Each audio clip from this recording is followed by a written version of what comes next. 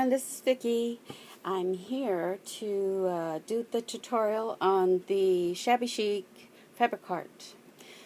So I'm going to do this in 3 parts. The first part I'm going to do is the basic heart as like this. This is what I'm going to show you how to make. And the second part, I will show you how to do the embellishments like this. Okay, this type of embellishments or other kinds of embellishments that you can use. And the third part I'm going to do is I'll show you how to do this gathering part on that. Okay, so let me get started. The first thing you want to do is, if you want to make it the size of the ones I made the girls, I started with a 5 by 5 inch square, and so you want to get your fabric 5 by 5 inch square. Preferably, I would like it to be pre-washed and cut. You can pre-cut it and then wash it in a netting bag, or you can wash the whole fabric and then cut it, whatever you want to do. I thought that it would be a little shabbier, but you still have to cut the fabric into a heart. So anyway, and then you have to iron it. So anyway, you also want two 5 by 5 inches of tulle, and that you'll be cutting after you cut the heart. So this is how I do the cutting of this heart. I want to have this on the bottom of the heart, and I've already situated this also at the bottom. So let's see, this fabric, what we want to do is to fold it into a triangle, and then I'm going to cut this. So I think I'm going to leave that the way it is there, and cut this all the way to the side, and then curve it around, go all the way to the top, and then I'm going to curve it down.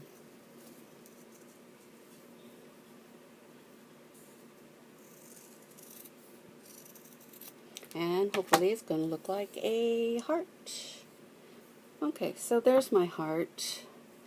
And if you want to make a pattern first and then cut it, just make sure that it is even on both sides. And so that, there we go, so that it's both sides are the same size. Okay, and I really don't like this shape of the top, so I'm going to cut that also a little bit.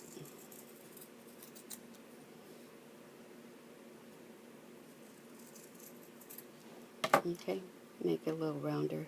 It's a little bit better.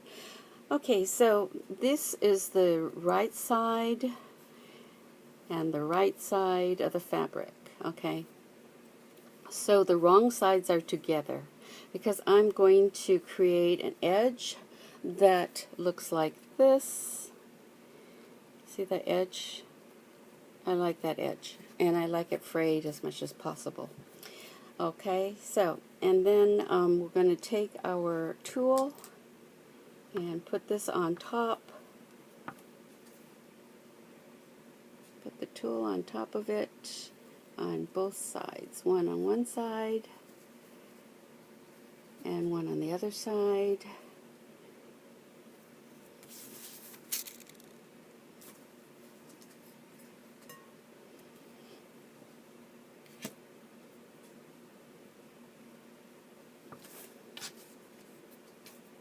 little bit difficult to see here.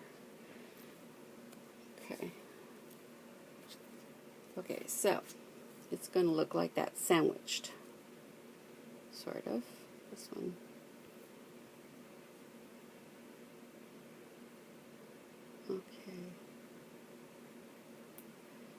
Okay, so it's sandwiched together like this, and then what I'm going to do is to start sewing it. So I am going to sew this. Okay, here's the heart on the top and the heart part on the bottom. Okay, so you want to, I want to have an opening from here to here so I can stuff it. Okay, so I'm going to start it over here on this side. So I'm going to take my needle and thread with it knotted on the end, and then I'm going to start sewing here. So it's going to be about 1/4 of an inch from the outside, and I'm going to stitch it about 1/8 of an inch apart. So I'm just going to do it,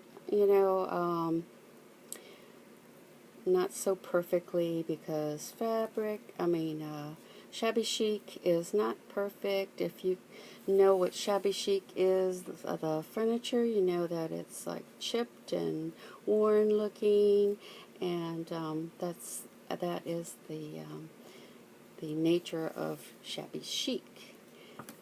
Okay, so this is what it's going to look like. Can you see that? Try to focus it a little bit on my iPad. And so that's what it's going to look like. Okay, and you can also, if the netting is the tulle is too getting in your way, you can trim along the edges, but I would trim about 1/4 of an inch from that also. So I'm going to show you what that looks like. This one's trimmed off 1/4 of an inch all the way around, okay? And I've started it right here, sewing, and so that is how that one looks, okay?